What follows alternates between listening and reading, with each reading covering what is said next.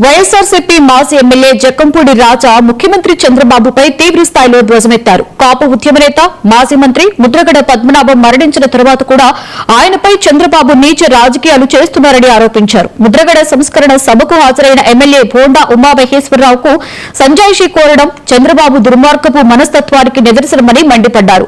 చనిపోయిన వ్యక్తిపై కూడా ఇంకా శత్రుత్వం కొనసాగించడం తగదని హితవు పలికారు. కాపుల ఓట్ల కోసం చంద్రబాబు ఇన్నాళ్లు నాటకాలాడారని తీవ్రంగా విమర్శించారు. రాజకీయ అధికారం కోసం కాపులను వాడుకోవడమే తప్ప వారి పట్ల చంద్రబాబుకి ప్రేమే లేదని, చనిపోయిన వ్యక్తులపై కక్ష సాధింపు చర్యలు మానుకోవాలని జక్కంపూడి రాజా సూచించారు. కల్పించాల్సినటువంటి మినిమం కరెక్ట్ చేయాలి, కానీ ఎందుకు దాన్ని వద్దు అని చెప్పి వారు నిరాకరించారని అంటే ముందే దానికి గల కారణం చంద్రబాబు నాయుడు గారి మనస్తత్వం ఆయనకు తెలుసు. కాబట్టి ఆయన బ్రతికున్నంత కాలం ఆయన ఏ రకంగా పద్మనాభం గారిని అనగదొక్కాలి.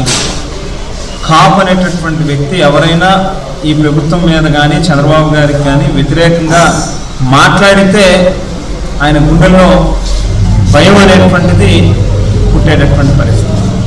అందుగురించే ఈవేళ చనిపోయిన మనిషికి సంస్మరణ సభ పెట్టి అక్కడ ఆయనను స్మరించుకునేటటువంటి కార్యక్రమం చేస్తే దానికి కూడా ఆంక్షలు పెట్టి, అరే నువ్వు వెళ్ళకూడదు, నువ్వు ఆ పార్టీ ఈ పార్టీ లేకపోతే ఈ కులం ఆ కులం అని చెప్పి అందులో కూడా స్ప్లిట్ని తీసుకొచ్చేటటువంటి కార్యక్రమం.